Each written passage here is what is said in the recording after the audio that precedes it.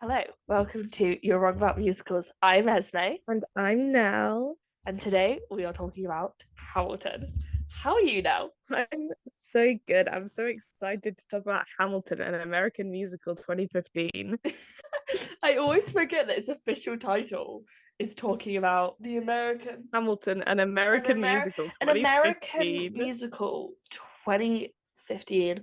Um yeah, it is gonna be a time, Hamilton.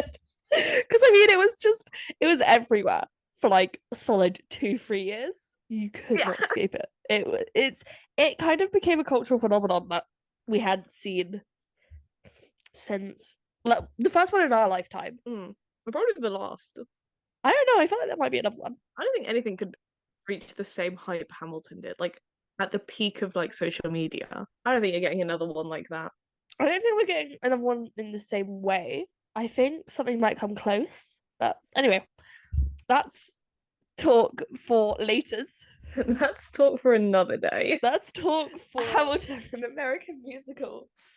2015. 2015 was written by rising Broadway composer Lin Manuel Miranda, who was best known for his Tony-winning work on In the Heights and his other musical Bring It On, which he like collabed on with Tom Kitt and Amanda Green, I believe. Yeah, Which was kind of a flop. yeah, but he In the Heights was his thing. In the Yeah, Heights yeah, yeah. was Lin Manuel Miranda's In the Heights. He was starring in it. He wrote it. Whereas Bring It Yeah. On was like he popped in to He write was just one. there. Yeah, he popped in to write a verse on like he popped in to write like 2 or 3 songs. Yeah. Even though when it came to the UK, they marketed it as Lin Manuel Miranda's Bring It On from Hamilton.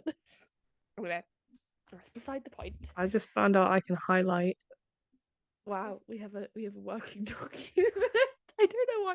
We know what musical we're talking about today. Later on, We maybe. always do. We always do. What other musical would we start with other than The Beast? Sorry, I'm just. How have you spelt Miranda?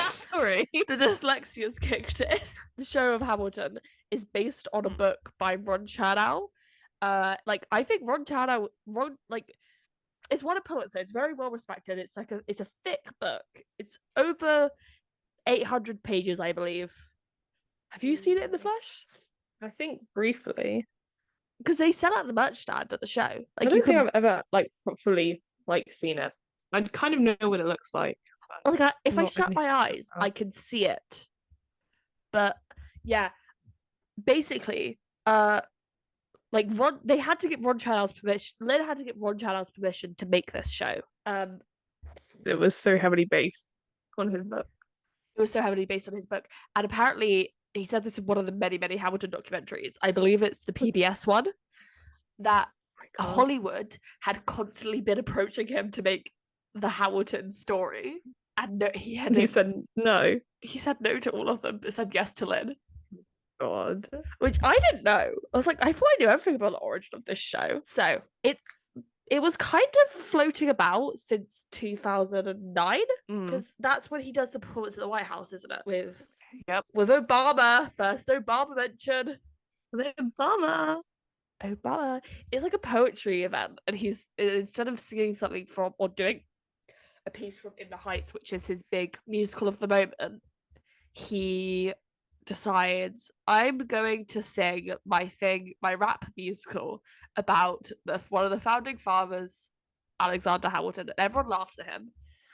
But it goes really well. It gets uploaded to YouTube, and it kind of goes viral. Yeah. Then we hear nothing until 2015. For reference, Obama is now coming to the end of his second term. A woman is going to be president. A woman is going to be president. And it premieres at the Public Theatre on the Lower East Side. Is in Lower Manhattan. I've been there. I walked by it by accident. I didn't actually seek it out. I should have. Because it's also where Heathers started. So it's like a very important place in my life. But I walked by and I did have a mini moment of, oh my god, that's public. That's where Hamilton started. And my dad looked at me and was like, oh my god. Okay. Yeah. Just keep walking. So when it opened at the public, it got immediately like rave reviews.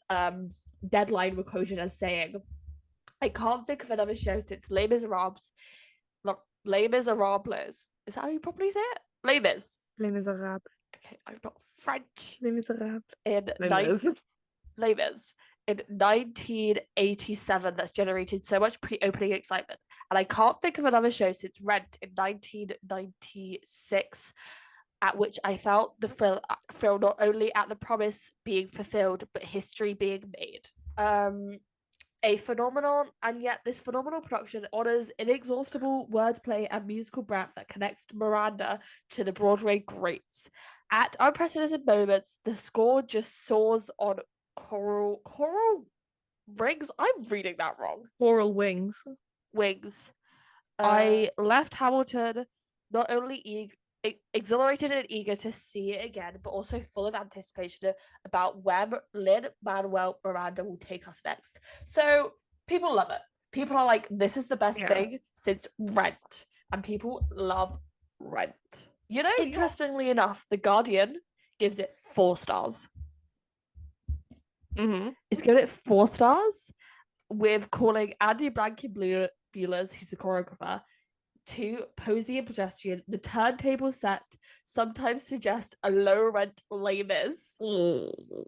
As the first act is all about winning the Revolutionary War, the second one centers around creating a predictable system of government. I'm sorry, I said the word and you immediately said it. I didn't. A practicable system of government that has a far less propulsive arc. And Miranda is a lucid, likable actor, beautifully articulating his intricate rhymes. He is also pretty nerdy, not the descriptor applied to Hamilton. It's being roasted. Whom Abigail Adams once labelled lavishness itself. It's a treat watching Miranda perform his own work, but I suspect a more charismatic actor could enrich and enhance the role. Still, Miranda has a regimen of laurels to rest himself on. There's a refrain that echoes throughout the several songs that makes its way onto the cover of the playbill. Who lives, who dies, who tells your story? With a show this brash and nimble, this historically engaged and starringly contemporary, Miranda confirms himself as one hell of a teller. So people love it, even if The Guardian are a tiny bit snarky about it. Everyone else pretty much just gives them 5 stars for being. It's also The Guardian aren't entirely wrong. It is. I think Lin Manuel Miranda is a great composer. He's a great lyricist. You know, he really knows what he's doing, and he certainly writes with himself in mind. I just don't know if himself is the right person. You know, I think I've always In the Heights, Usnavi worked really well. Yes, because I've always bought the story of it a lot more as well. Yeah, because the story is when they were young and scrappy and upstarting, they didn't. No one else could sing it, so he was just like, "Oh, I'm just gonna sing it for now," and they never changed it because they didn't have the time, they didn't have the budget, and they couldn't really find someone who could rap as well as Lin could. Yeah, and if he was there, then makes sense. But you want a Tony with your last one that you've got the time, you've got the money, you've got the resources. Yeah, to cast someone else, but. Yeah, basically the main theme throughout all of the reviews are this is this generation's Rent. This will get people into theatres again. This is amazing. And it did. It did. This is the best thing. Yeah, they're basically like, this is the best thing since Rent. And like New York critics love Rent. They don't shut up about it. Have you ever heard a New York critic talk? Unfortunately, I have. Yeah, they don't shut up about the fact that they saw Rent with the original cast. Love Rent. So obviously, after it's run at the public, which is insane and really, really sold out, really hard to get tickets to, it transfers to Broadway, where it gets 16 Tony nominations, making it the most nominated show in musical theatre history, beating out The Producers and Billy Elliot, which got 12 each. So What does Andrew Lloyd Webber have to say about Hamilton's Tony nominations? I would love to know what Andrew Lloyd Webber has to say. I'm always interested in his point of view and what he thinks about, modern problems. The reason why he was being interviewed was because his show, School of Rock, was nominated for the Tony that year against Hamilton. He says, "We call it the Hamiltonies." Shit name. He can do better. And we know this is as far as we can get, but it's great to have gotten this far. A very tame response from Andy. He was fuming. He was like, yeah, but like there must have been a part of him that was like, I've had actually no, I take that back. No. This is Andrew Lloyd Webber. He was fuming. He expected like every single Tony in his hands. He was going to go up and accept all of them on behalf of his cast and crew. He must have known like there's no way I'm winning one. I chose the wrong season. Yeah. That's probably what he was thinking. I think again, kind of highlights a good point. You can really predict the success of Hamilton. I think you could, like, I get the vibe that everyone was waiting for Lin's next big project because they knew it was going to be big, but I don't think people knew how big it was going to be. But I think there's a difference between like a big project and a successful one, which is what they were expecting Lin's next project to be, and what Hamilton became, and a cultural phenomenon. Like nominated for like every single nomination. Yeah, so the Tonys. And they had like multiple actors in multiple categories. Yeah, like I think we use the term "sweep" a bit generously these days. Sweep. That was a sweep. Especially with the Tonys. Everyone's like, oh, whatever wins Best Musical is going to sweep. Like they were saying it with Kimberly Akimbo. And I was like, I don't think it's swap. It's like, now people say it when they get like 2 or 3 wins. They're like, oh, in like sweep. The big categories. Yeah.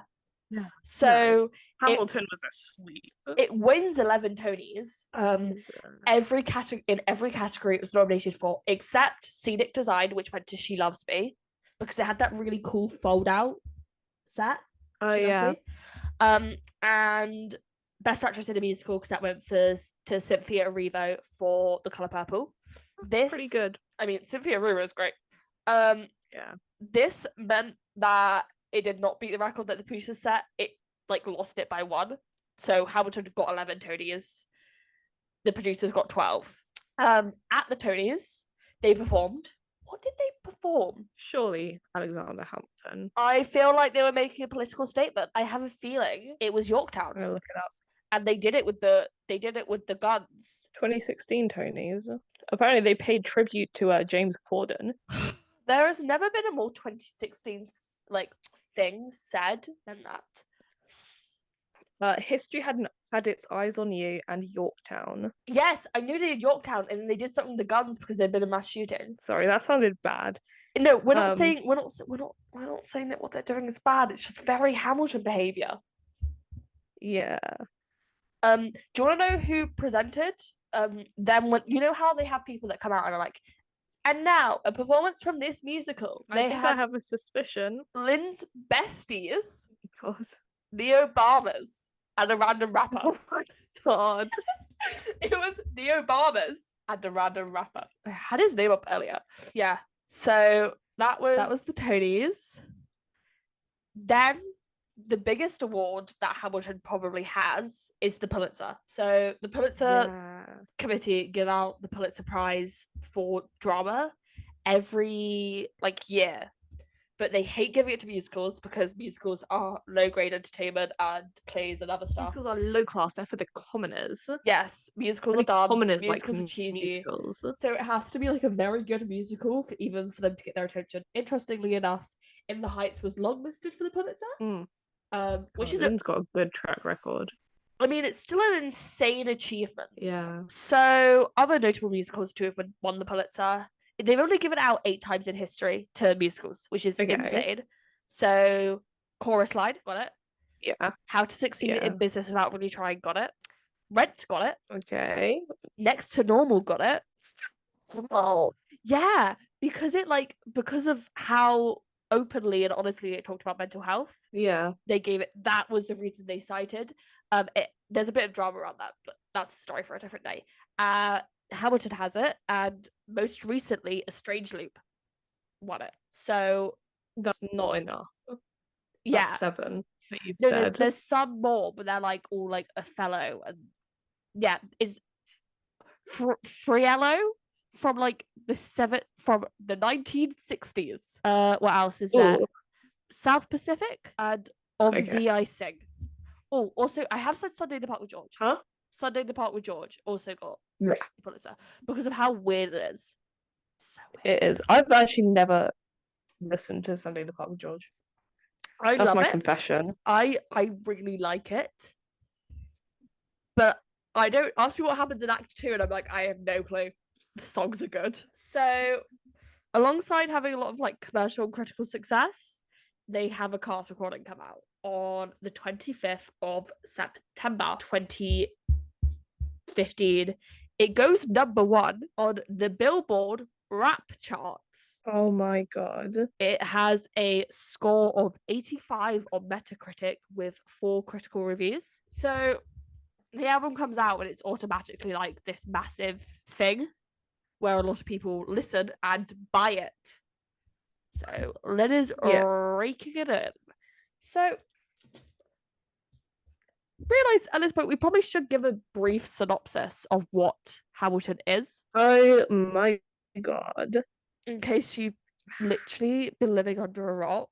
And I have a synopsis, so we don't have to come up with one ourselves. Can I read it? Okay. Can I do the synopsis of Hamilton? It actually sells it really well. A revolutionary story of passion, unstoppable ambition, and the dawn of a new nation. Hamilton is the epic saga that follows the rise of founding father Alexander Hamilton as he fights for his honor, love, and a legacy that would shape the course of a nation. From bastard orphan to Washington's right-hand man, rebel to war hero, loving husband caught in the country's first sex scandal, to Treasury head who made an untrusting world believe in the American economy, Hamilton is an exploration of a political mastermind. George Washington, Thomas Jefferson, Eliza Hamilton, and lifelong Hamilton friend and foe Aaron Burr all attend this revolutionary tale of America's fiery past, told through the sounds of the ever-changing nation we've become. That makes it sound really cool. That makes it sound epic. That sounds it. Well done to whoever came up with that. That's Hamilton. So, what are our thoughts on Hamilton, an American musical? Do you want to go first? I think that Hamilton, an American Musical 2015 is a good musical. I think all of the reviews saying that it would get people into theatre again, it definitely did. Yeah. I think even now, it is 7 years? No. 8 years since no. Hamilton came out? Yeah. Yeah, no, next year will be 2 years time. It's 8 years. It's 8 years. 8 years. Yeah. Fuck it hell. We're old now. No. We're old. I think I still go back and listen to it, and I think it's really good. I think the songs are catchy, they're fun to listen to, they're fun to sing along to. I won't make that joke yet. I think the one thing that really holds me back on liking Hamilton at all is the fandom and the horrors I went through in the trenches of 2016 musical Tumblr. Yeah. No, I love Hamilton. It's not my personal favorite musical now. Yeah. But it's people are always like, what's your... It's like if I put on the backing track and I told you sing it or I'll kill your dog. But you would be able to do it, you know? Yeah. No, the issue with Hamilton is that it's really, really good. I would love for me to be able to sit here and say, oh, there's issues with this, there's issues with this, but it's so thought out. It all really works together. Yeah. Like it all flows. The music is very unique. Yeah. And listenable. It's a good story. You can listen to it out of context. Yeah. Like the bigger songs in Act 1 especially. And be like, that's I think it tells a story and it tells it well. It doesn't really leave any loose ends. which I guess is kind of expected in a story about real life. Yeah, You'd hope. you'd You would hope. hope. We saw Operation Mincemeat yesterday, so that's what that's about. Yeah, we're recording this the day after. We saw I think Hamilton is a good show about a real life event. It's so and it doesn't create storylines. It doesn't. It has a story. It tells it very, very well. And I mean, all of this you're gonna get criticism on all this stuff about like the idea of slavery, like idealizing slave owners and founding fathers, is all valid criticism. That's it's like that's. But I think if you're talking about the founding of America, that's what you're gonna have to talk about. If we are talking about the stage show as it is presented to us, it is I mean, my mum really likes it. That woman does not like musicals. Yeah. Like, my mum loves Hamilton. My dad can tell you what Bird's about. Like, Bird is an amazing breakup song. Love Bird. Bird and some of the other songs have transcended the musical theatre canon. Satisfied as well, I'd say. People will say, like, oh my god, I just listened to Hamilton. People were onto something. Yeah, it's this thing. I think that's kind of the big point, is that Hamilton is good. It's how people reacted and the fandom it created that really ruined Hamilton. And even then, it didn't ruin it from like a financial standpoint. Like, Hamilton still sells. Hamilton is still really popular. But like, I mean, it's just the cultural impact. I hate to call Lin a genius, but he really is. You might have been onto something with this. Might have been onto something with this. I mean, the fact that when he says Macbeth in a theatre, his life then goes. God, it's so good. It's so good. And the fact he's like referencing other musicals. At one point, he references Jason Robert Brown's The Last 5 Years when Hamilton says nobody needs to know right before he sleeps with Mariah Reynolds. He is sampling Jason Robert Brown's one of Jamie's songs when he's having the affair. Spoilers for The Last 5 Years, by the way. It literally tells you that from the beginning. I've never listened to or seen The Last 5 Years. Well, Jeremy Jordan was in the movie, and I saw it. I saw it live when it was in London 2 or 3 years ago. Jeremy Jordan could play the king. Oh, Jeremy Jordan was Bonnie the King. Let's be real about this. Jeremy Jordan could play the king. And I mean, rap is hard to do. Yes. Bad rap is bad. Yeah, I think there's more like nuance to it than just speaking words fast. Yes. And I think as much as we will talk shit on Lin and him casting himself, he has the ability to rap well. And get that out of like classically trained musical theatre performers. Because Philippa Sue has a degree from Juilliard. Like, this woman should not be able to rap. But she does it. And it's like he can, because he enunciates every word. You know exactly what he's saying. He still has a flow. He follows the beat. It's musical still, and he's still emotional in it. It is musical theatre at its finest, like firing on all cylinders. It really is a turning point in musical theatre history. I'm thinking about something like Thomas Jefferson's song, What Did I Miss? How he's singing jazz because he's 20 years behind everyone else. And they're all singing rap. And how Samuel Seabury bit is very traditional music. And then all the King's songs are sung. All the King's songs are like British ballads. They're like the Beatles. Yeah. So well researched and done. I think like the cabinet battles are like very much, but they're very like, they're rap battles. Right for that, right for that time. Because you watch people in Parliament, you're just like, you just want them to scream at each other. Yeah. And that's basically what they're doing. Also, the way that the show's like presented to you is very sleek. Yeah. Like, the set's pretty minimal. I like the set. I think I remember reading something right when it first started coming out about the set, and it was like, it looks not badly put together. It looks like it's being put together, which is like what the whole story is about, putting together. Yeah, I remember Nation of America. Yeah. It uses the hell out of that. I love having a friend who is on Tumblr that understands when I'm like, I saw this Tumblr post about the set of Hamilton years ago about the set of Hamilton. It's in my brain still. But there's so much to the story, like even the way that they use the revolve and almost the Shakespearean way that they have actors double playing roles. And the whole ensemble being in white and the way the same character plays the bullet every time a bullet is shot. Someone is a bullet, and it is Oscar winner Ariana DeBose played the bullet in Hamilton. That's just so iconic. That's just the way it is. And every time because I've seen it live twice, and I watched it once on Disney Plus. And every time they get to You Who Lives, Who Dies, Who Tells Your Story, I'm like, I would sit through it again. Yeah. Like, just let me sit here and take it all in again. I think Non-Stop set a much higher standard for Act 1 finales than many shows are able to hit. God.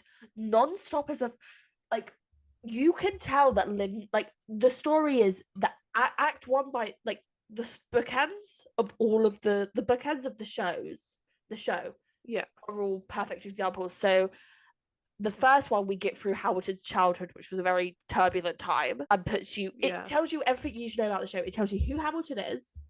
There's a revolution happening. He's an immigrant. We are told who is shot, who kills him. Yeah. In the first, it's very Romeo and Juliet prologue. Yes.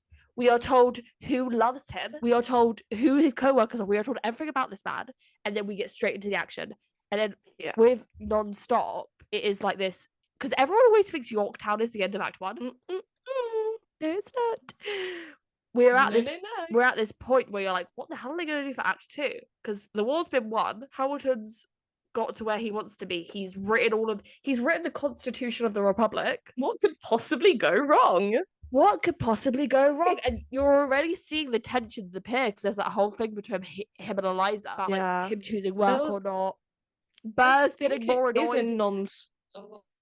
And Burr kills him because you're told in the first thing, I'm the downfall that shot him. I think it is Non-Stop. So yeah, you're told that Burr's getting annoyed at him, and you're told that Burr kills him in the first one, and you're going, how's that going to play out? George Washington's pulling him in 10 different directions.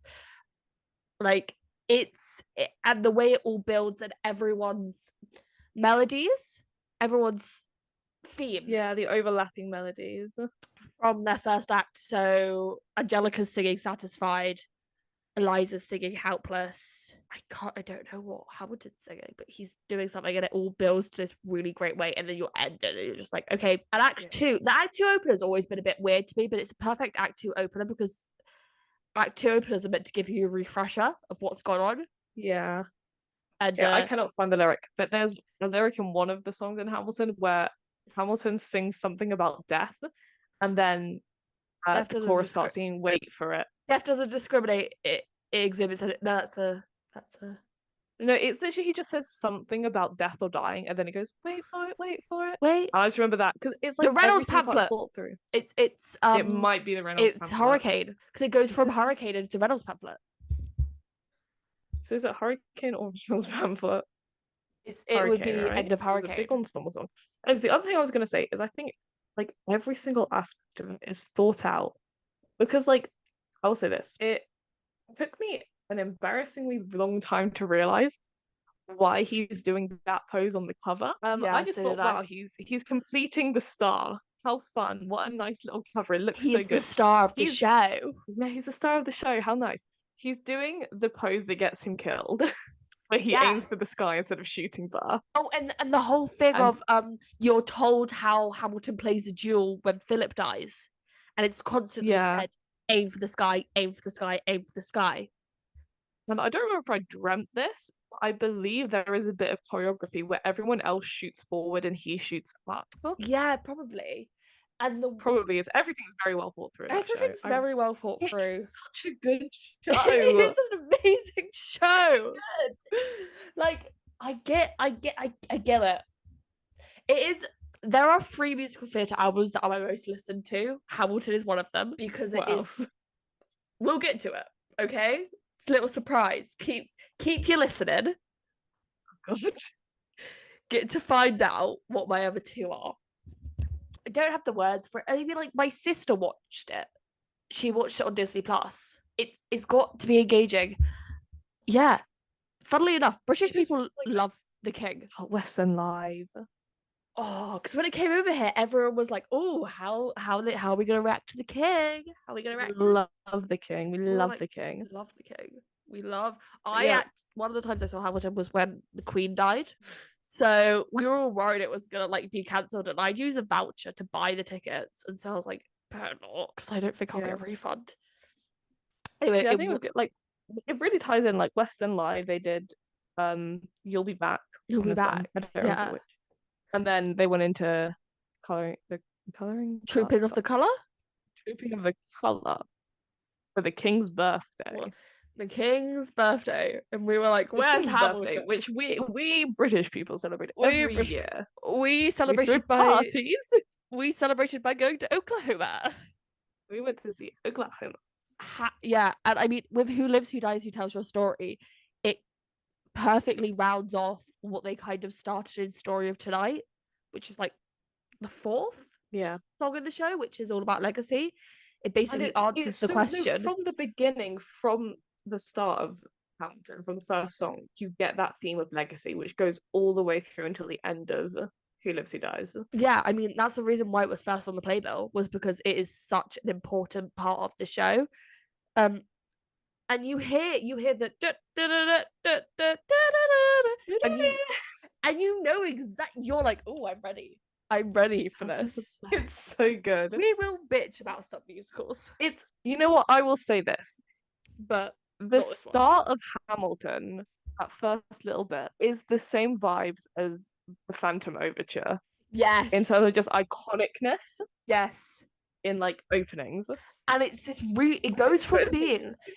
it goes from being like this really loud thing into like you're focused on Burr. Burr is the first one to talk. Yeah. It's like, anyway. And I love it's just so good. It's such a good like introduction to the entire show. We could sit here for hours. One thing we could go through song by song, line by line. Thankfully, we won't, because we'll start rapping at some point and no one needs to hear that. Yeah. But I could play George Washington. Lynn told us as a white woman myself, I could play George Washington. It's like that TikTok of that person being like, Hamilton does colorblind casting. I think that the person best for the role should do it. And then they start doing Guns and Ships. That was all of us in like 2016. I so think when Lin Manuel Miranda said, "I think that anyone of any gender, of any race, could play any character in Hamilton," and you got every white woman in the musical theatre fandom to start auditioning. I'll be the one to do it. I want to see the audition tapes from those. I will so bad. George Washington. But even like the thing of, I was saying to you that they didn't need to change the women's story to make them more palatable for a modern audience. Eliza has agency. Burn is Helpless and Burn are amazing, amazing, amazing songs. Same with and they don't Satisfied. And they, even though all of their songs are about Hamilton, yes, they don't fall into the trap of being like 2D characters who just care about men. Because the whole story is about Hamilton, it makes sense that all of their songs are about Hamilton, because every song is about Hamilton. I mean, Eliza has her moment of, I'm actually done with you. Bye. Exactly. But then she leaves. Angelica has her whole thing of, I kind of need to get married because I'm a woman, but I kind of don't want to. Yeah. Like the Schuyler Sisters, the song. Yeah. Really sets up their characters very well for a pretty short song. It's a short song, and I mean, I hate to say it because I heard it a lot back in the day, but it's like, very... Yes, it's very clippable. It's very easy to remember. It's 2015. A woman is gonna become president of the United States of America. We are all hashtag girl bosses.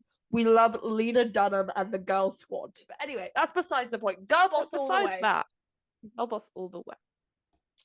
And I think Schuyler Sisters really does sell that, but it still works now because you get a lot of musicals, which I think don't really work past the first year of being hashtag girl boss, hashtag feminism, which does make me sound like I'm not a feminist. I am. I promise. I pinky promise I'm a feminist. Trust me, bro. Trust me. I think all women should have equality. And I know that's controversial. But that's something that, like, anyway, there's an issue. But we'll get into six. Well, we won't get too deep. Yeah. Six is its own monument. But I think Hamilton doesn't fall into the trap of trying to make characters something they're not. Yes. Like, there is talk about slavery in Hamilton, but there's not so much, then it becomes You're weird. aware that it's happening. Yeah. But they don't, the whole slavery thing's its own bag of worms that we will get to. I don't feel qualified to talk on it. No, I have, quite frankly, from a historian, so she's qualified anyway. But I think, like, its shortcomings aren't enough to make it a bad musical. No, and not at all. It's not bad. It has issues, but every single piece of art has issues. Yeah, some more than others. But it doesn't make it bad. So, on the note of Hamilton and politics, Hamilton came about in a very politically interesting time. So as I said, Hamilton's first performance was at the White House. Obama was there. Hamilton would not exist if not for Obama. So let's all say thank you, Obama.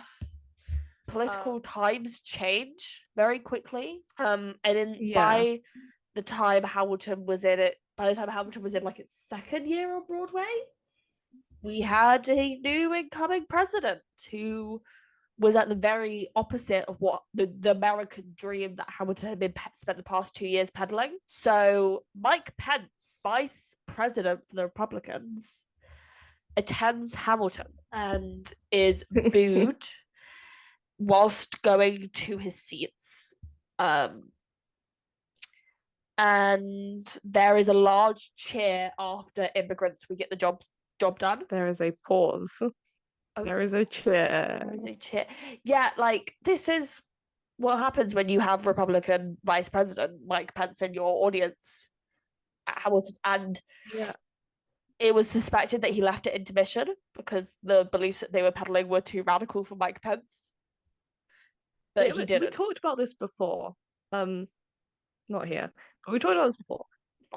It was such a politically charged move to go and see Hamilton anyways. Yes. I don't know what they were expecting. Like, there was no scenario where they came out of that 100% in the right. Yeah, 100%. Like Pence. Mike Pence is never right. Let's just put that out there. Like, Pence. That's right wing.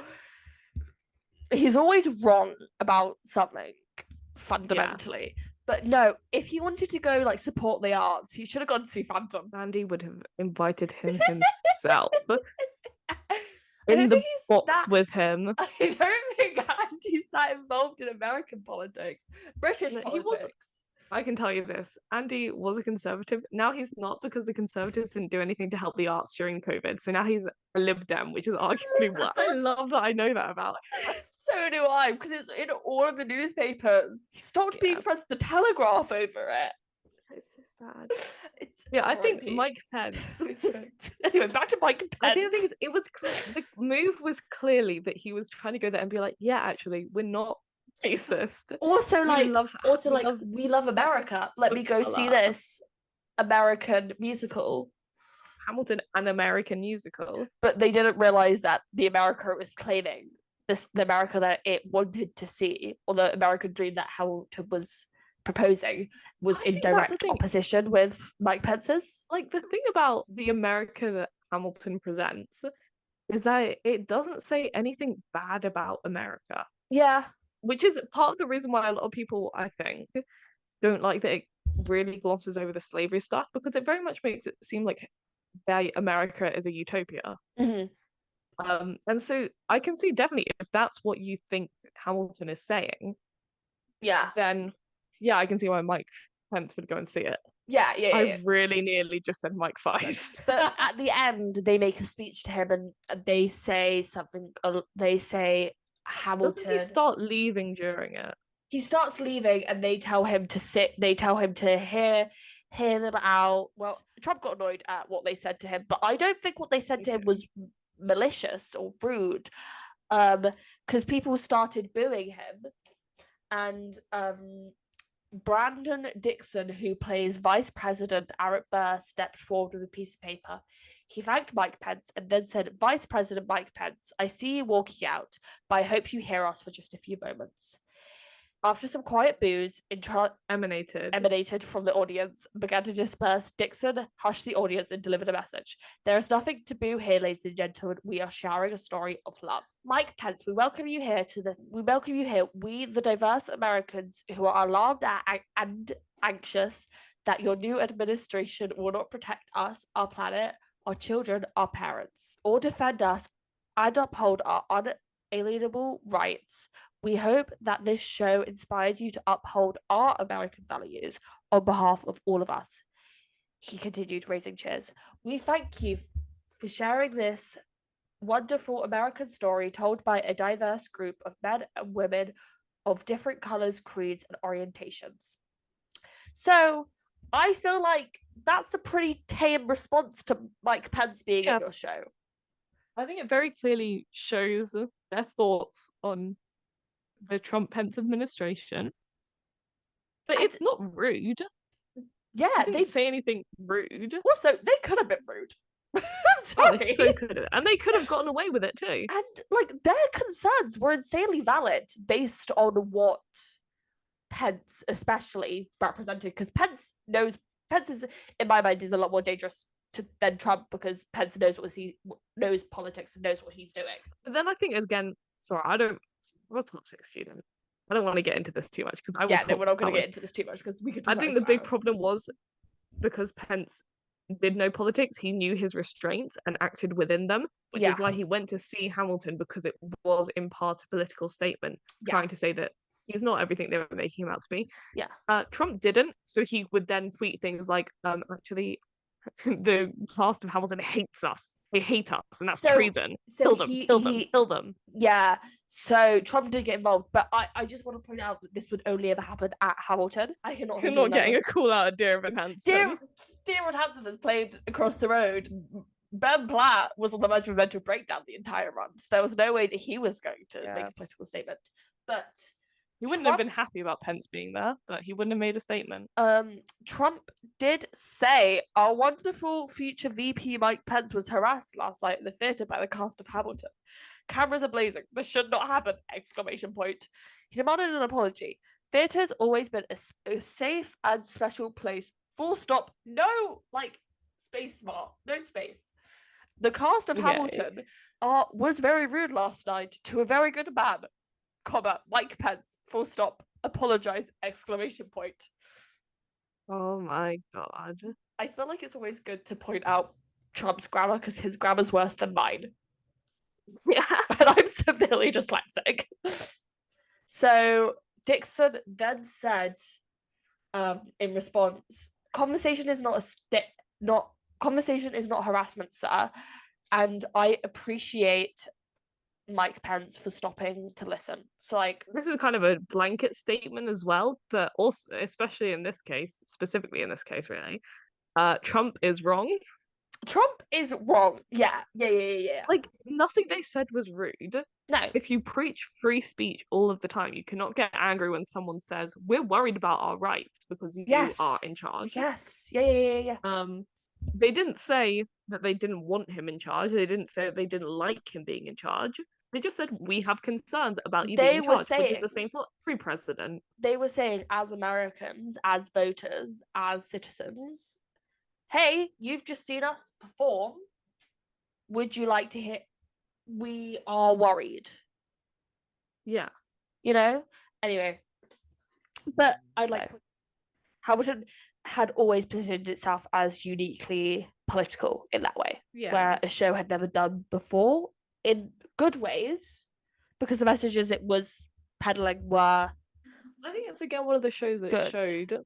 That's weird. It was a show that kind of proved that you could be in the arts entirely and still be really political. There wasn't a divide. Yeah. Even shows like Rent. And I know we have talked about Rent a lot. But Rent is the closest thing to Hamilton. Yeah. I don't think Rent made... And this might come from a place of me not being really alive when Rent was as big. I don't think that Rent had the same political impact, at least, that Hamilton had. It didn't debut at the White House. It didn't have... I think Rent's set in the 80s. Yeah. It was released in the 90s. I think Rent was just couldn't have been made in the peak of the AIDS crisis. Also, what's really important to always remember with Rent is that it is an unfinished piece of work. Jonathan Larson sadly passed away before he could fully perfect it, because it did open off. It was set to open off Broadway, but still a lot of changes happened in that period. But then, in a way, I think that kind of works for the message Rent is sending. It does, but I view it as like, if Rent has its issues, then let it have its issues, because I think I'll use it if it was someone's never fully criticizing realized. Rent. It wasn't finished. You can't be mean about Rent. You can be, but you have to be aware of that. I think Tick Tick Boom is better of what it's saying, but anyway. So other political Hamilton activities where they mass organized their fan base, the little gremlins on the computer, the Hamill fans. The Hamill fans. Basically, there was a period of time where anything that applied to Hamilton, it was like Hamill whatever. Even Android Weber got. Do I remember more of these? Hamill art. That was definitely a hashtag. Yes. There wasn't one for fanfics. I would know. Oh my god. It wasn't Hamill fans. It was Hamill trash. Yes. Hamill fans is being too nice. It was Hamill trash. Hamill fans is too mainstream. Yeah, it was Hamill trash. Hamill trash. So one of the times where the Hamill trash got really, I'm not gonna say that. I want to die when I say that. Was when there was a campaign when the Treasury were like, hey, we should probably put Harriet Tubman on some money. So which is, a good idea. Harriet Tubman, great woman. So they were like, really let's move. Essay about her. It was very interesting. Interesting. I need to learn more about her. It was I will send it to you. It's very interesting. Do. So like, let's remove this kind of obscure founding father from the $10 bill, and let's put Harriet Tubman on there. And obviously, you can't have a lyric, the $10 founding father without a good lyric again.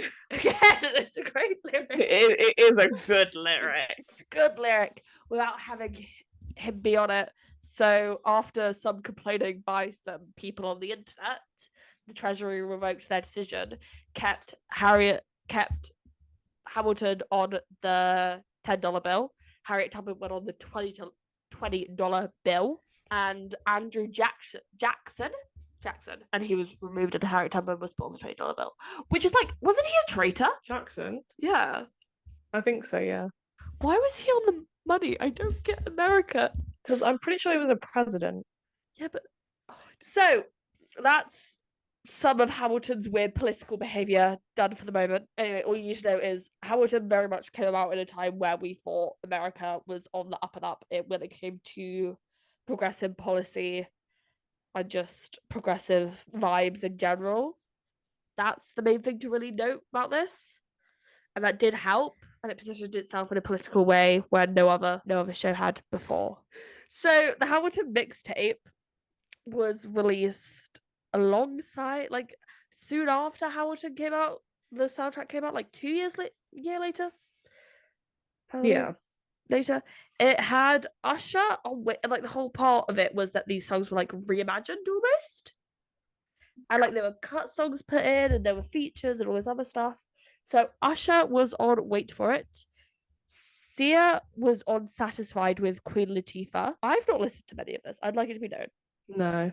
I think I've heard the Kelly Clarkson. Quite Uptown. I've heard Kelly Clarkson singing Quite Uptown. Alicia Keys singing That Would Be Enough. I've not heard. Wiz Khalifa singing Washington by Your Side. I can't lie. My God. Jimmy Fallon, I wrote down Jimmy Kimmel because they are the same person in my head. Maybe they are not. He was there. He was on it. He was on it. He was singing one of the King's songs. Yeah. We'll look at it. Because of course he was. And the biggest addition was Congratulations. Yes. Which is a cut song that was written for Angelica after she finds out about Hamilton cheating. That song slaps. It is amazing. Yeah. Genuinely amazing. And the mixtape had a big release. There's even been a vinyl press of it that you could go out and buy, and people did. People bought. Would you buy the vinyl? No, because it's £70. If you could get it for cheap, secondhand. would you get the vinyl just to have it? Maybe. I would want the original vinyl over the Hamill drops, which were quite frankly iconic. Yes. So they started in December 2017, with the idea being that one track would be released every month of 2018, except July. We never got a confirmation as to why, which I feel like is a missed opportunity because the 4th of July is kind of Hamilton's holiday. Yeah, he loves it. Great time for them to make some cash. It serves as a sequel to the Hamilton mixtape, where it was inspired by the Hamilton musical. So it's a lot more creative freedom in this project. They added unnecessary stuff like Ben Franklin's song, who at one point was a character in the musical. So yeah, Ben Franklin's song was the first one. There was Wrote My Way Out remix by Rollstar59, Joyce Lucas Black Through It, featuring Ally Black. I have no idea who any of these people are. The Hamilton Poikia by Weird Al Yankovic. Hamilton Polka. The Hamilton Polka. Yeah. I love that song. Like, unironically, it's really good. I think I have heard that one actually. And it's then so good. The one that the two that stick out the most in our mind. It's time to talk about it. It's time to talk about it. Found Tonight, baby. Lin Manuel Miranda and Ben Platt, Benny Boy from David Hansen, team up to mash up their songs. You Will Be Found and Story of Tonight. It was originally like a part of the drop, and then the proceeds were meant to go towards a student-led organization, March for Our Lives, which focused on ending gun violence and mass shootings. You forgot about that. I did. About it. I knew it happened. Yeah. And then I really forgot that was the reason they released it. They performed it at a protest. I feel like that really wasn't part of the marketing at all. No, it was like, well, if you watched the video that went along with it, if you just listen to it, it was very much just, hey, here are the two most popular musicals of the year. Let's do a song together. Two best musical winners at the Tonys doing a mashup. Let's write a song. Yeah. The internet will love this, but you weren't encouraged to buy it. Yeah, there was no like, hey, buy this because all of the proceeds go to charity. It was just like, we're just writing a song. We're writing a song. It's also going towards charity. Make a little mashup. They also performed at the Easter Bonnet, again big for thing, charity. Apparently. It's again for charity. It's Broadway Cares Equity, how equity fights AIDS, which is a good cause. But I think there's more performers instead of like Lin and Ben. Like, they're not in the building. They get their people to do it for them. Time to talk about the other best Hamilton drop. I think the best Hamilton drop. First Burn. Oh my god. First Burn had like all of the Elizas from all of the different productions singing on the same track. Yes. And it is as good as you think. It's so good. There's that line. Everyone was so scandalized because there's that line about I see how you look at my sister. That's and the way that they're all singing in harmony, and it's so controlled and interesting. It's truly groundbreaking. It's so good. It's so good. If you're going to listen to any of the Hamilton drops, actually just skip the mashup. Maybe don't if the proceeds are still going to the charity. I don't know whether they are. It's really unclear. I feel like it must be. You can't do it for like a year. If you're streaming, then 50p. It's like 0.0005 those. So I could listen to it enough. So the other notable one was the One Last Time 44 remix, featuring Christopher Jackson, BB Wayans, and Barack Obama. My god. He's finally done it, folks. Barack Obama is on a Hamilton song. Where Obama reads out direct quotes from Washington's address. Anyway, so as I previously said, the cast recording is this massive deal. It went number one very quickly, and like 2 weeks ago, it went diamond. Really? Yeah, we've spoken about this. It went diamond. There are only 3 other musicals not musicals, albums this century, released this century, that have gone diamond. Do you want to guess what they are? Jeez. Oh my God. This century? Yeah. So what, from 2000? From 2000 till now.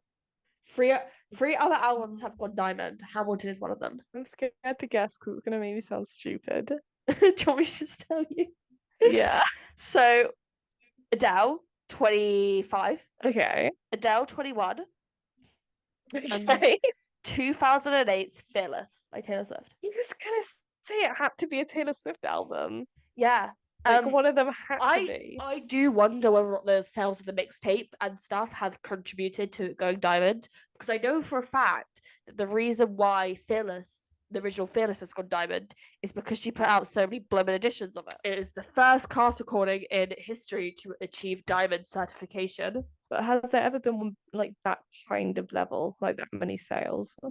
Phantom, Les Mis has.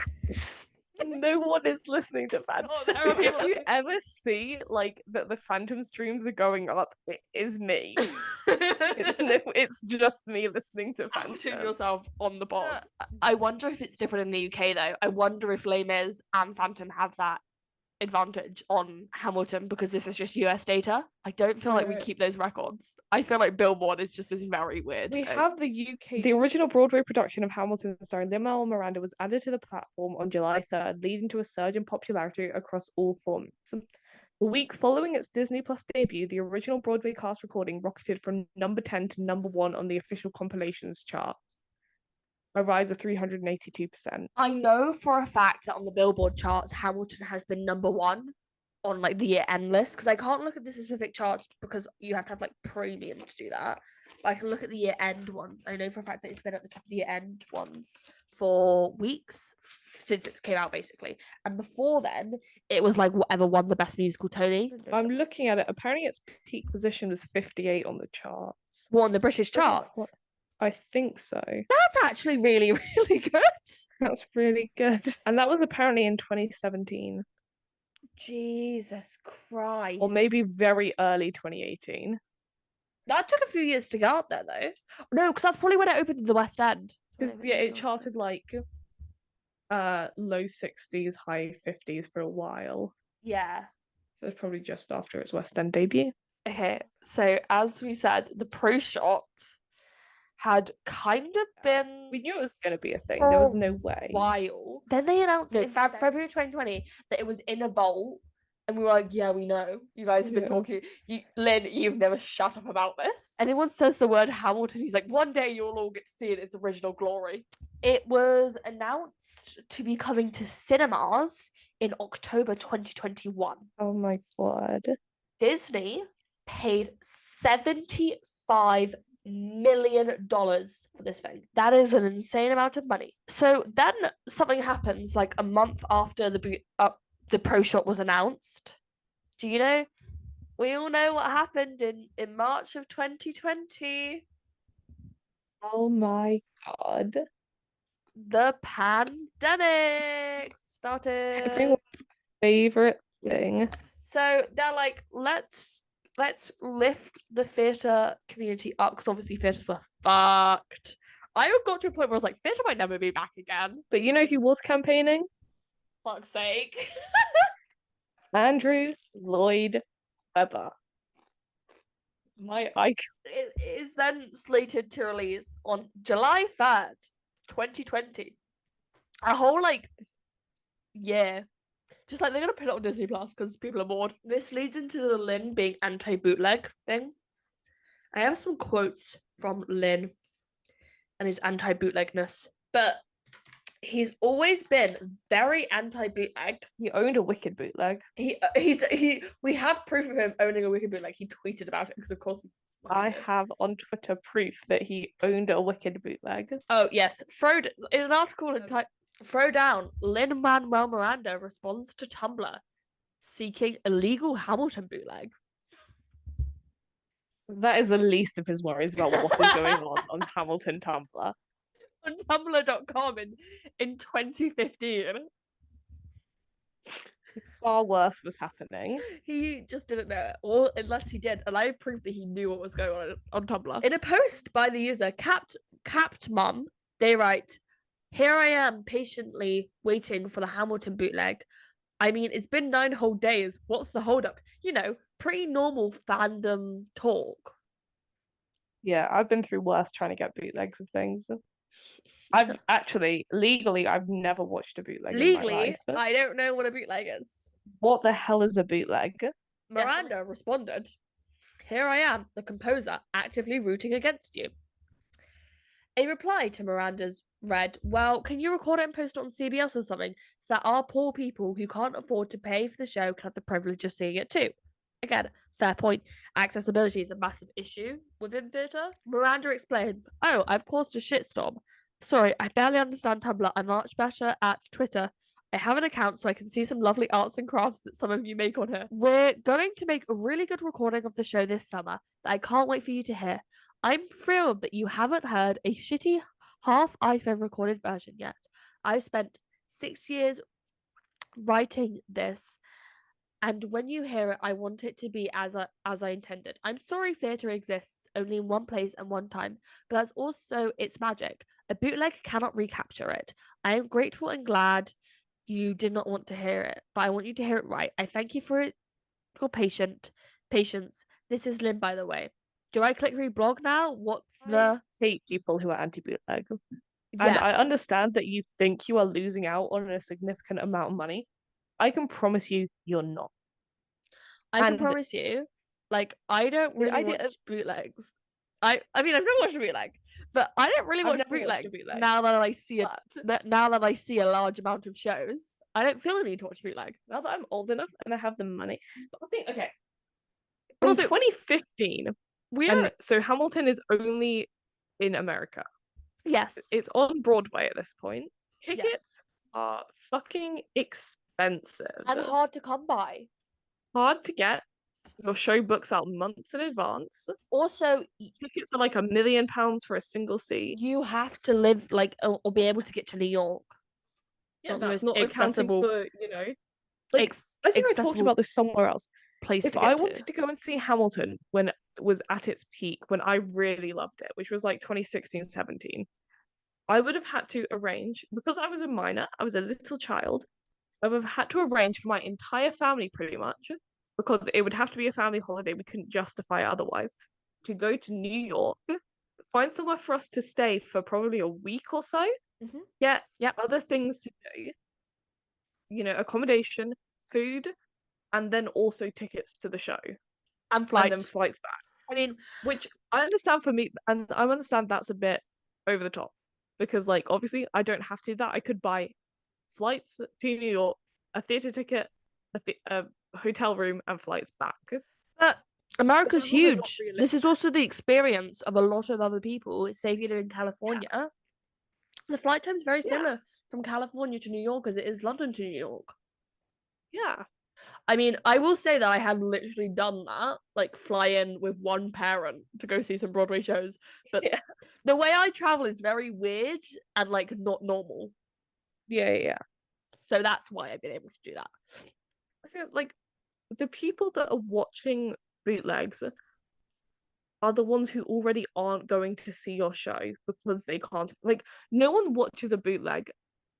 Actually, no one watches a bootleg and then immediately goes, "Well, I'll never have to see that show live." Like, a ton of the bootlegs I've never watched a bootleg, but if I had, a ton of the ones I've watched, I would love to see live, and some of them I will never get to see live. For example, I've never watched a bootleg, but Tuck Everlasting, never watched a bootleg. Tuck Everlasting is like my favorite musical ever, and it was only. Is active the right word? It only existed on Broadway for like 2 weeks in 2016, and it probably won't ever reopen. Or so I have no other way to see it. Something like known flop, Bonnie and Clyde, starring Jeremy Jordan. Oh my god. We thought we were never going to see. We have seen Jeremy Jordan in Bonnie and Clyde, but at the time of bootleg watching hours, which we've never done, but we never thought we would. Death West Spring Awakening. Anyone wants to bring it to the UK? I will be the first one to buy a ticket. Exactly. I think Bonnie and Clyde is a really good example because it was like I think our experience with Bonnie and Clyde shows you how willing people are to see theatre. Yes. Like we never watched a bootleg, but we saw the Bonnie and Clyde bootleg, but we never watched a bootleg. And I've heard it's really grainy and really old. I've heard it's really bad quality and the camera's always out of focus and there's like 3 pixels on screen max. And you can just kind of see the light shining at you. Yeah, I've heard that there's supposed to be, pictures projected onto the back. I'm not sure if anyone could ever see them if they watch this alleged bootleg. From 2011. 2011. I've seen better bootlegs of the 1980s Phantom. But I've never seen a bootleg. I've never watched the bootleg of Next to Normal in my life, but I feel like I would be justified because at the time when I hypothetically would be watching it would have been 10 years out from its inception and it never had a London run. I do have tickets to go see it now that it is having a London run. Exactly. One thing with Bonnie and Clyde is I saw this really shady looking Instagram ad with like 1 like. And it was like, come and see Jeremy Jordan and she who shall not someone else. Someone else. And Bonnie and Clyde in concert for just 2 nights in London. It was only one night. Took a screenshot. It was one night. It was one night. And I took a screenshot and I sent it to my dear friend Esme. And I said, do you think this is real? Who else were you going to bring? Who else were you going to be like, my mum? My mum, maybe. I went to Esme and I said, do you think this is real?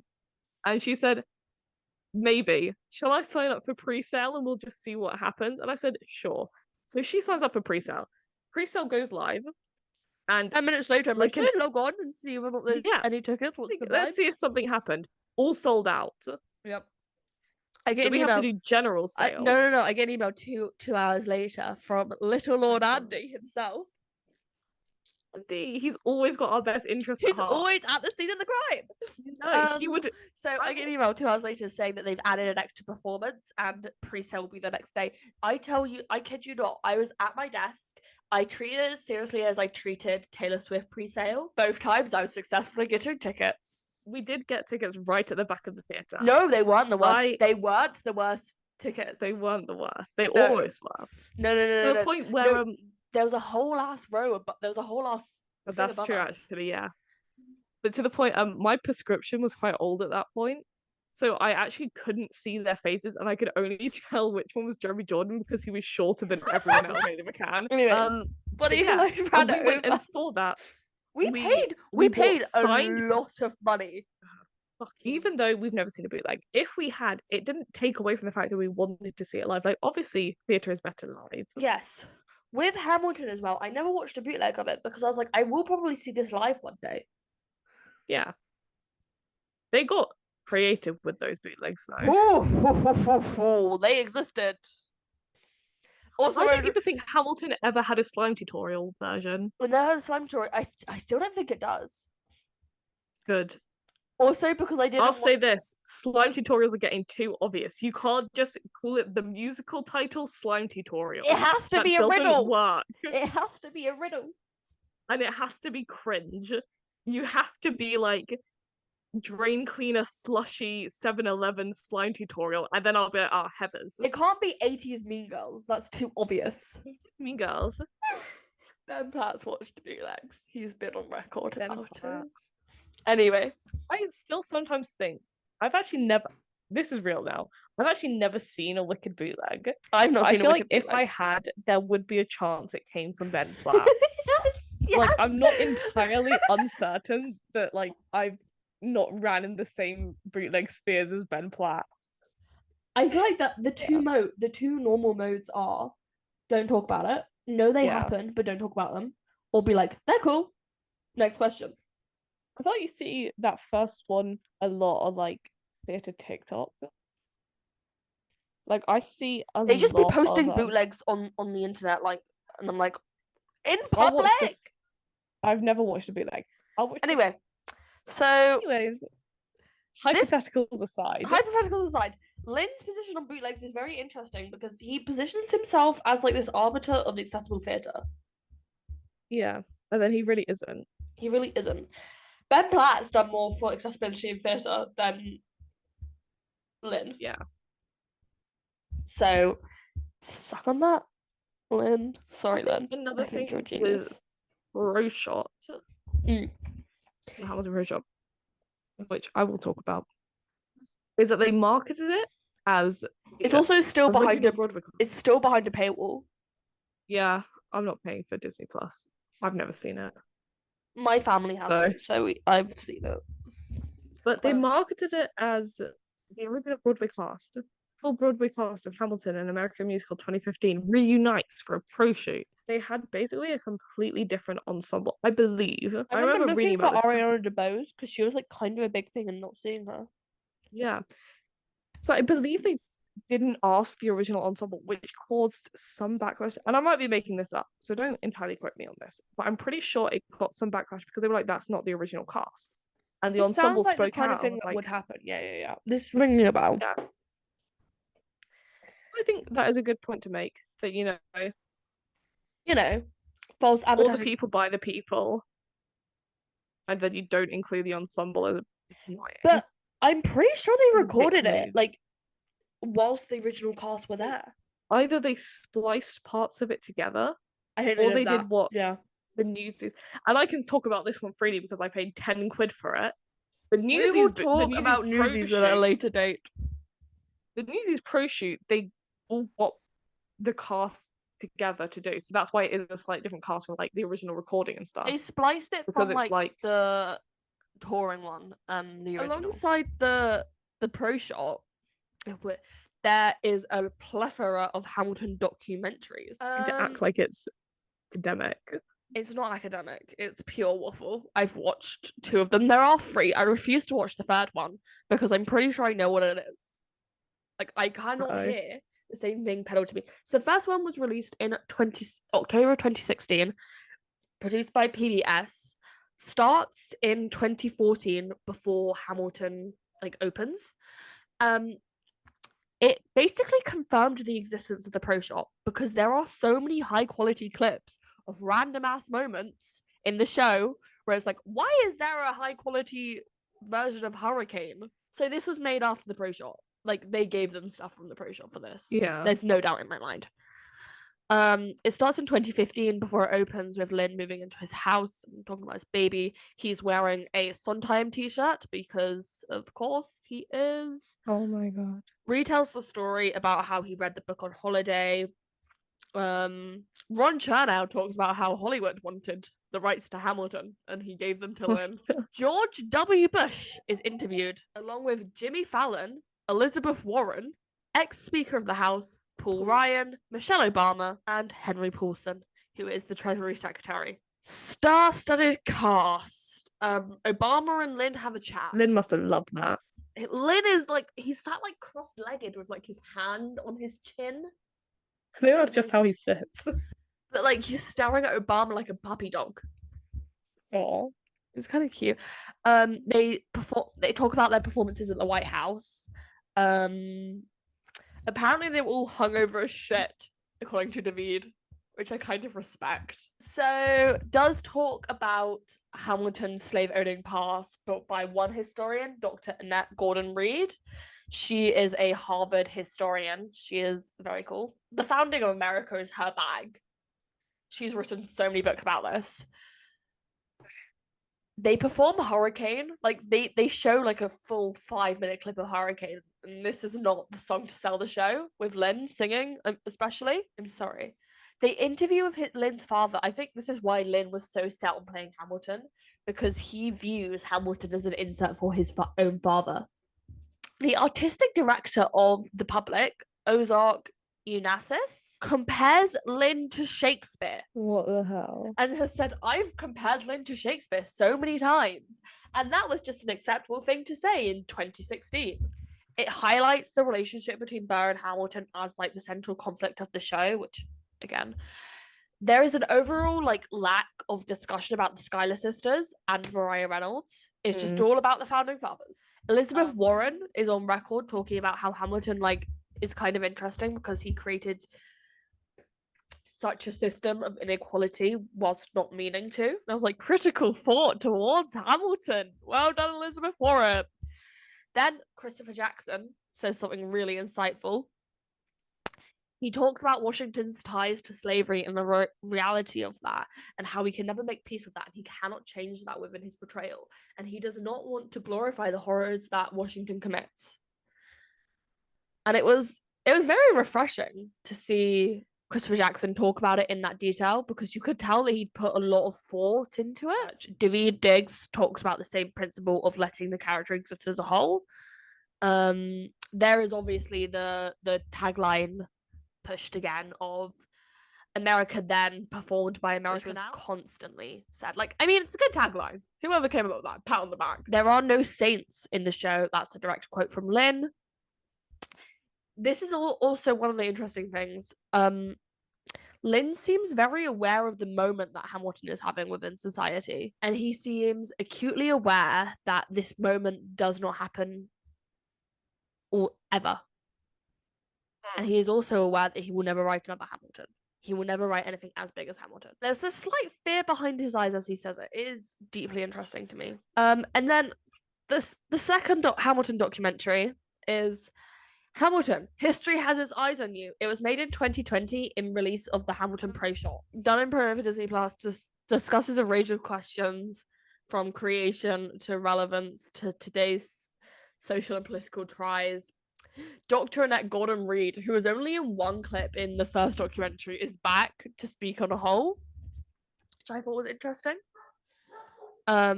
Is more upfront about the issues with race and slavery within the context of 2020's Black Lives Matter movement. It says it is not only history, but has become a part of history, but has become a part of history, which is very interesting.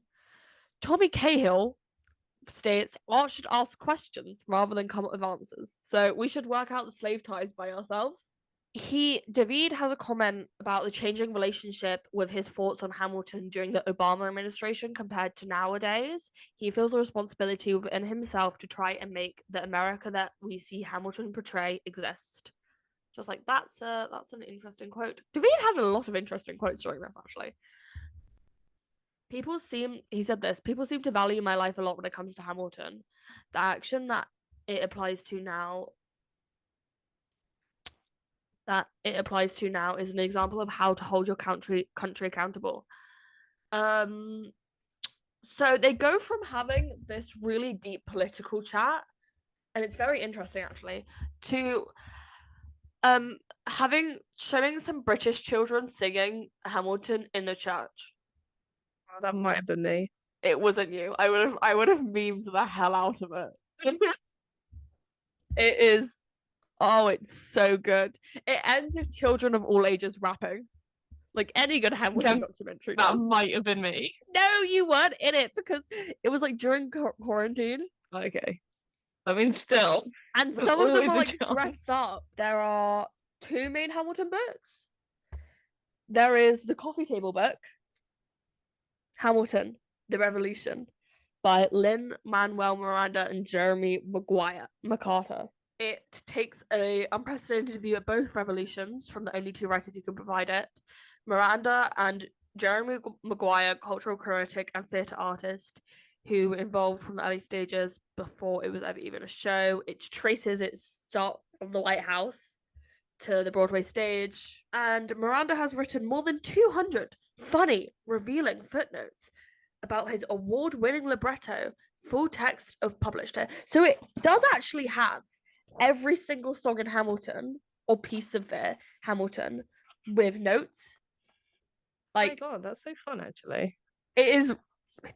I don't know. It's a really, really good gift. It has photos and interviews, emails, notebooks, sometimes there, Obama's there, like the whole gang's there. According to a New York Times article on the 4th of May, it sold out on Amazon and was selling on the secondary market for $621. Jesus. Yep. Do you want to talk about the next book? The other book. It was called Liza. It was by Melissa de la Cruz. This is not like a Hamilton property. It's a canonical book in that sense. It's essentially published fanfic. Yeah, it's published RPF fanfic. Yeah, which is I think that will lead very nicely into the fandom in a second. Yes, we're literally about to get onto it. But it essentially it's apparently a trilogy. I have only read the first book. Because you like your brain cells. Yeah. The first one being Alex and Eliza, and then there being um Peace and War, and then All for One. Yes, that is correct. Yeah. And the first book essentially tells a story from them just before their meeting or their meeting And the until their honeymoon. Right. I didn't know they had a honeymoon. Well, apparently they did. I thought they you have sex in it. That's traumatizing. Which really shocked me. They have sex. I don't want to read about that. My book is also really crunchy. Oh, I don't. Essentially, she says she got inspired to write the book because they went and saw Hamilton in 2016 with the original cast. That's the original cast, but a different king. I like to say it's like a footnote in the book. Yeah, but her daughter became obsessed with the love story between Alex and Eliza. Hence the name of the book. And so Melissa started doing research. She decided to write a book about it. It's not necessarily historically accurate. For example, there's a line right at the beginning which describes Peggy Schuyler and says that her waist was so narrow she rarely bothered with a corset. The corset was just for the style of dresses they had. If you needed a corset to support the weight, you would just not wear a corset because you were so pretty and tiny and thin. Also, it's so weird being like, she's so tiny. She doesn't need a corset. Tiny. Like, sorry, there's also a question on walk around wearing corsets now because if you're not tiny. Fun fact. Because But there's also a question on their appearances because all of the descriptions seem very like the original cast rather than the real people. There's also about the discussion of slavery in it, where I believe it's either directly stated or alluded to the Schuyler family fighting against being abolitionists, and they never owned slaves, which is just not true. They did. They made did. their money trading slaves. So it's very much a product of its time. Yeah, this wouldn't be published today. It would be laughed out of today. I think because of the success of Hamilton, every single publisher would just kind of overlook the historical inaccuracies. Yeah, and we're like, let's publish this. Let's get that money. I can find out what year it was published. 2017, I believe. Yeah, first published in the UK in 2017, first published in the US in also 2017. That's quick succession to go seeing it in 2016 and then publish the book. A year to write the book. Damn. Write and publish. Yeah. So fandom stuff and behaviour. I found this article from MTV December 2015, which perfectly just sums up the cultural vibe around the fandom behaviour in Hamilton at the time. Just clinically insane. Clinically insane, but normalized. So it's called Here's How Hamilton is Radically Revolutionizing Fandom. It keeps getting compared to Harry Potter. Kind of true. Direct quote. Like most fandoms, the Hamilton? Yeah. Has spawned... Camel trash. They don't use that word. Has spawned a giddy plethora. Slur. You can't reclaim that. A giddy plethora of fanfic, fan art, mostly using the likeness of the Broadway cast, not the historical figures themselves. And even more impressively, it's pretty drama-free. Is it? No one is Team Eliza or Angelica. We're all Team Schuyler sisters. Are we? Kill me now. There are no shit wars, no shade, and absolutely no Samuel Seabreeze allowed. To join the squad, you have to agree on 3 things. Lin Manuel Miranda is our Lord and Savior.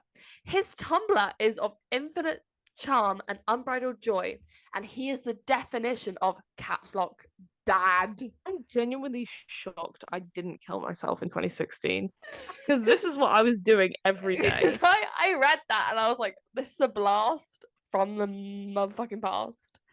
Like, what were we all on for that to end up published? Some ban. This is like something published. So there is an actual news article written about the epidemic of teenagers getting really into Hamilton, the founding fathers. It's called Hamiltonians by Erica Milvey, and it was published in 2016, I believe. The most ardent fans are 14-year-old girls. Their obsessions spread virally within their tight-knit peer groups. There were fans like Elizabeth Polanski, who likes to be called Eliza now after Eliza Hamilton, who was hounded by friends to listen to the Cast album, but figured it would be boring because it's about the founding fathers. Whoa, this album is crazy cool. This is like the best thing ever. That's what Elizabeth said about the album. Eliza, after Eliza Hamilton. Sorry, Eliza. I hope she's all right though. Like, I would like to talk to her. Yeah. She's probably as scarred as us. Everyone knows that his understudy is a better singer, but that's not the point at all. Talking about Lin, said Phoebe Milivskov, who's the daughter of the person writing this article. Yeah. So it's basically like, why are all these teenagers obsessed with some white dudes from the 1800s? And there's no good reason.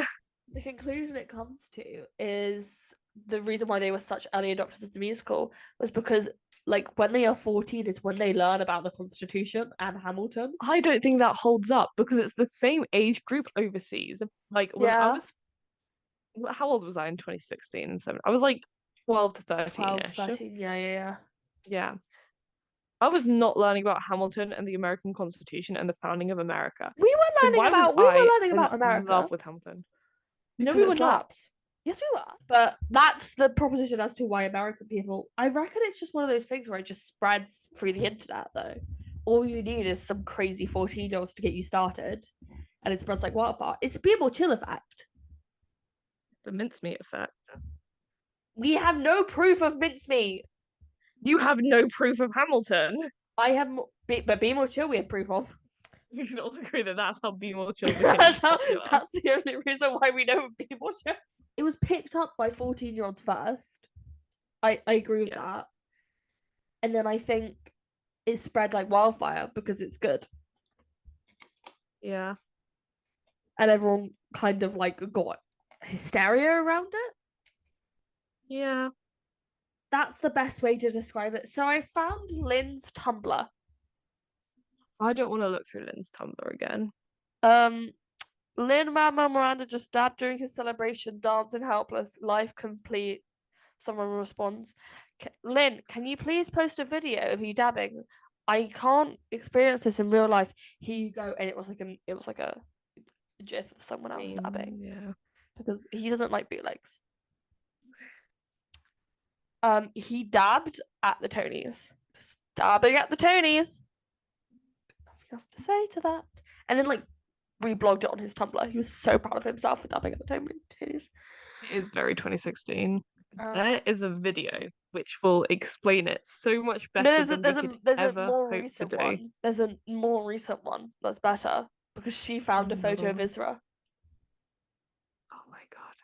There's another version of the video. It's by Strange which will explain it so much better. The insane Tumblr scandal. 3 weeks ago at the time of recording. Yes. By HIV by Strange Eons. By Strange Eons. Channels on YouTube. There was this infamous, quite frankly. I feel like it's transcended. It's transcended at this point. It's very iconic. This fanfic writer wrote about the Hamilton characters. Yes. I use that word loosely. Yeah. Living with AIDS. Yeah. HIV. It was like 80s high school AU, I swear. Yeah. It was something insane like that. And then if you went to this person's Tumblr, I'm sorry. It was kind of rant. But then if you go to their Tumblr, they would then say that they had HIV. No, they had two blogs. They had one about living with HIV, and then they had one like for Hamilton. Yeah, like any sane person does. Yeah, the side blog that any person really has. Spoilers for the video, but you should watch it. It's very good. They did not have HIV. They were not a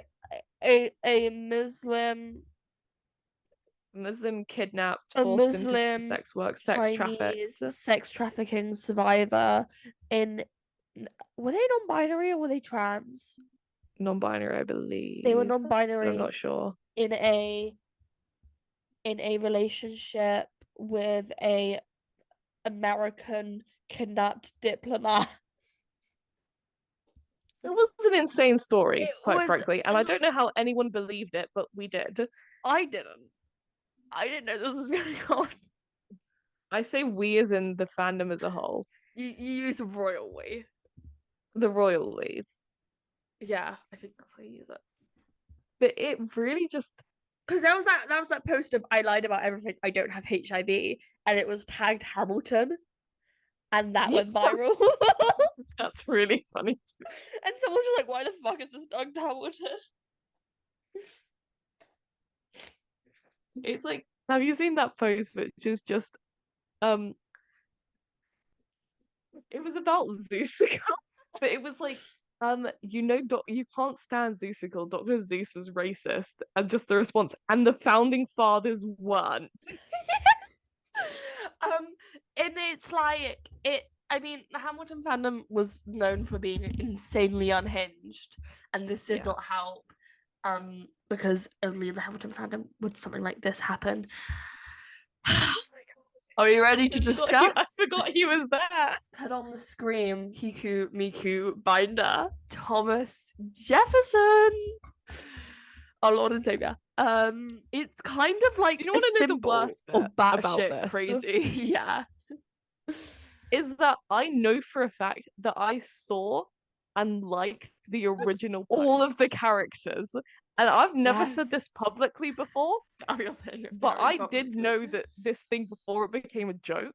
Yeah. And almost for certain, and I don't remember this entirely, but almost for certain, I certainly saw, I don't know if I read them, but I definitely saw fanfics inspired by that specific like AU. And I know they existed. No, I knew they were there. I was always very aware that it existed. I just never seeked it out. Yeah. Like, you didn't have to go far to know all this shit existed. Yeah. I think it was a very different experience being in there. It was very out in the open.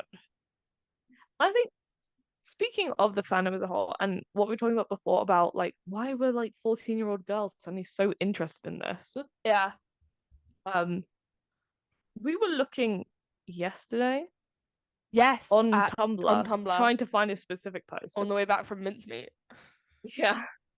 But all of the posts on there, even from like this year and last year, are all in that same vein. Yeah. Of what I would view as 2016 cringe. So I think it's always gonna happen. On TikTok. Uh-oh.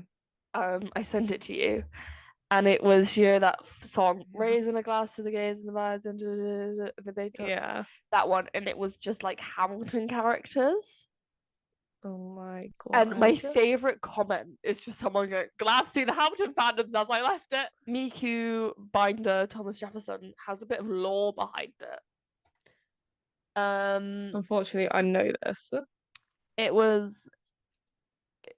Yeah, it came in a set of people. Yep, it did. And I don't know why that was the one to catch on. Like, Thomas Jefferson was the one to become. It was the Miku Binder. Yes. Yeah. It got heavily criticised. All cops are bastard movements on Twitter. And people remembered it. So that's why we still talk about it today. Because they had a resurgence semi-recently. And kind of cemented themselves. There was a parody with Ben Shapiro and Donald Trump made over into that. And then someone updated Aaron Burr's Wikipedia to 2021. Oh my god. The pandemic must have been getting to all of our heads because this is how someone censored their time. Newman references to the meme. This caused Aaron Burr to trend on Twitter as people noticed this Wikipedia summary for Aaron Burr, which included the line about Burr giving Jefferson his first Miku binder. Oh my god. It trended with 7,000 tweets. I think that's a pretty much. Do you have anything else to say on the fandom front? It was certainly cringe. It was certainly cringe, and we were certainly there at the scene of the crime. Yes.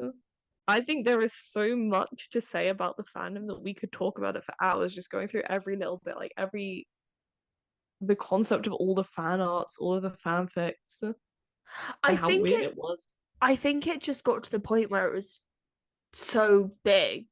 It was the first musical to really go mainstream, and so everything that it did was almost made for a musical. And there was also this, in my experience, subset of the fandom, which was like, actually we're like veteran musical theatre enjoyers. Yes. Yeah. This is not our first musical. We have liked musicals for ages. Yeah. And that was a big thing. Yeah, it was a big thing to be like, look down on the normies and be like, I need musicals. So also on how, like, we're gonna talk about Hamilton now, because like Hamilton now is people respect it as a piece of art, but they don't. Yeah. They don't respect the fandom. I think the fandom's died down a lot. I think it has died down a lot. I always think that there will still be that remnants of batshit insane. Yeah. Like, I know people who are 3 years younger than us, and they're into Hamilton in the same way that we were into Hamilton, but without the online circus going on. So people are still getting into it in this really intense way. Yeah.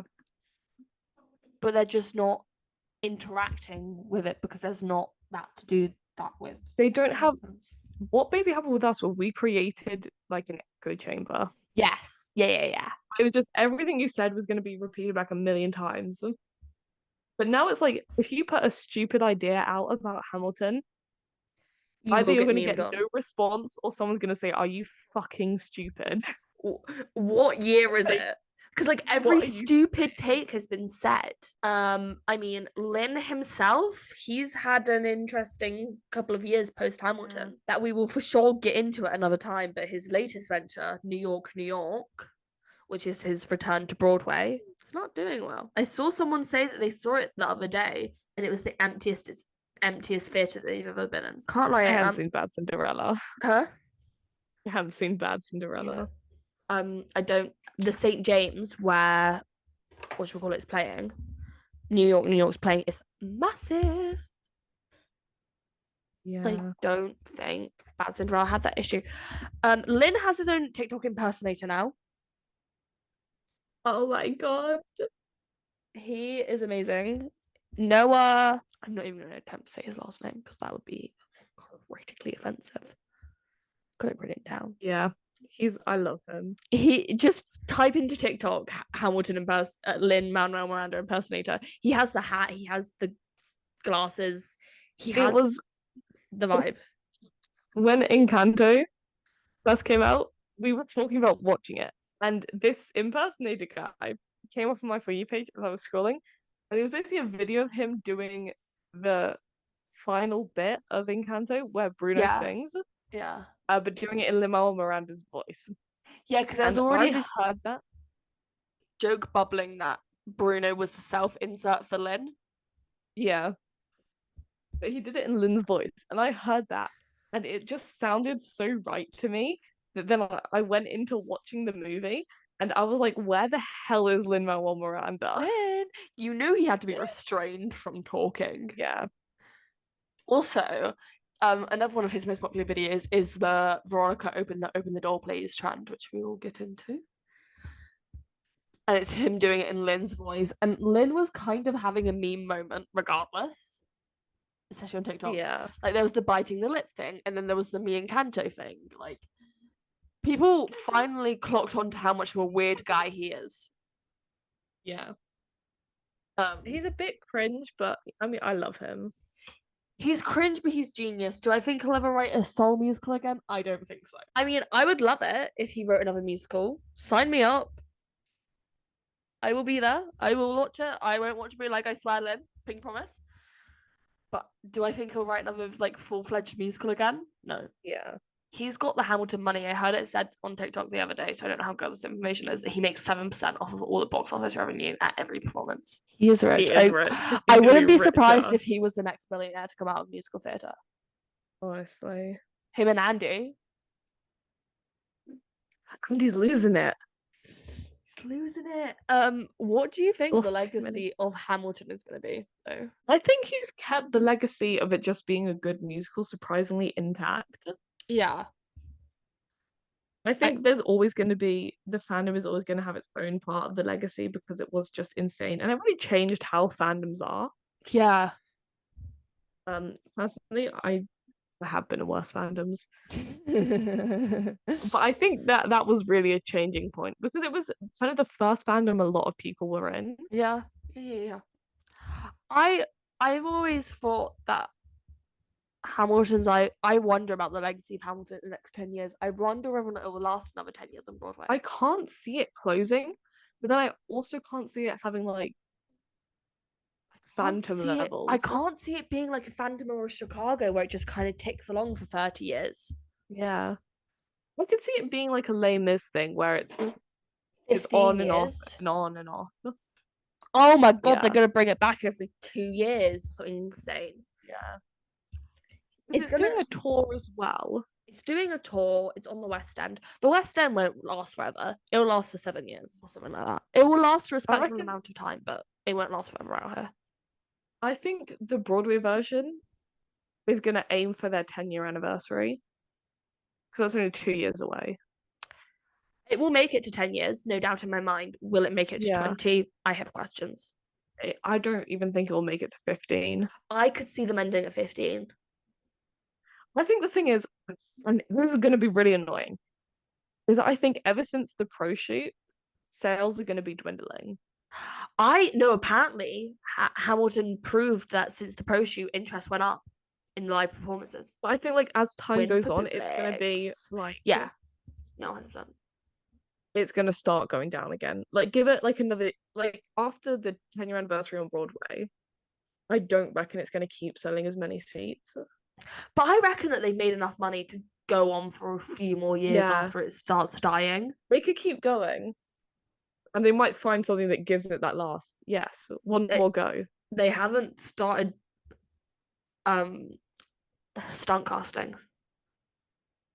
Oh, they just bring Lin Manuel Miranda back for the 10-year performance. Yes. And have him in for like a week or two. Yes. We'd sell out in seconds. Yes. I would see that. I would go. Curious. Send us your money so we can save up for Lin's return to Hamilton. I could see it ending at a big anniversary, being like, we're done. Bye. Back in 2 years. Yeah. Who knows? I mean, Hamilton's such a weird cultural thing, and it's had such a life in a way that not many of the other musicals we're going to talk about have a life, you know? Yeah.